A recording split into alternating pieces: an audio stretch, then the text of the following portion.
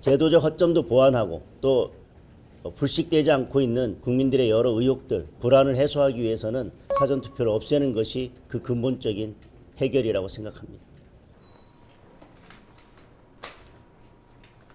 그럼 자칫 좀 당해서 부정선거에 좀 힘이 실리는 것처럼 비춰줄 수 있을 것 같은데. 사전투표를 개정하자고 하는 것은 부정선거가 있느냐 없느냐의 문제가 아니라고 생각합니다. 선관위에서도 그동안 많은 노력들을 했고 많은 분들이 여러 말씀들을 하셨지만 부정선거에 대한 국민들의 의혹은 여전합니다. 그 부정선거가 있느냐 없느냐의 문제가 아니라 부정선거에 대한 국민들의 의혹을 불식시킬 수 있느냐 없느냐의 문제라고 생각합니다. 많은 논란들이 있어 왔지만 지금까지 10년 넘도록 계속 부정선거에 대한 의혹은 커져왔지만 전혀 불식시키지 못했습니다.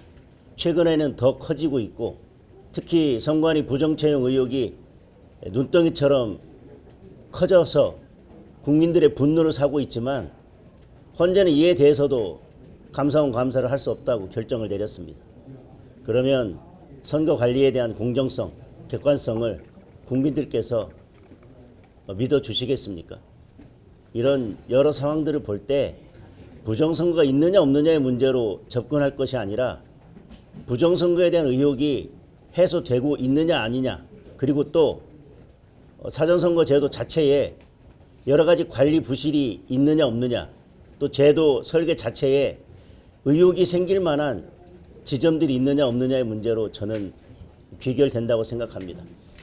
사전투표에 대해서 이번에 22대 총선에서는 선관위에서 많은 보완을 했지만 지금도 여전히 논란이 되고 있는 부분은 관외투표의 경우에는 선관위에서 투표지를 봉투에 넣어서 우체국에 전달하고 나면 그것이 분류되고 그 다음에 해당 선관위로 가는 동안까지는 전적으로 우체국의 관리에 맡겨져 있습니다.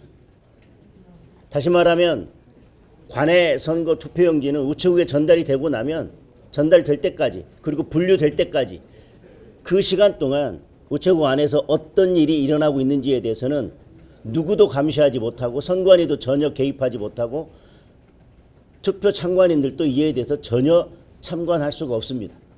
그 과정에서 부정선거가 있다, 부정이 있다 없다의 문제가 아니라 그렇게 어느 누구도 선관위조차도 참여할 수 없고 감시할 수 없는 그런 시간과 공간이 존재한다는 것 자체가 저는 문제라고 생각을 합니다.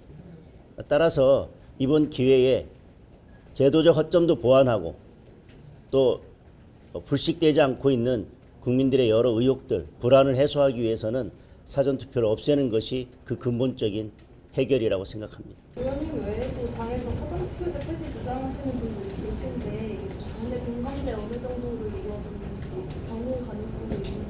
당 지도부의 입장은 이에 대해서 적극적이지 않은 것으로 알고 있고요.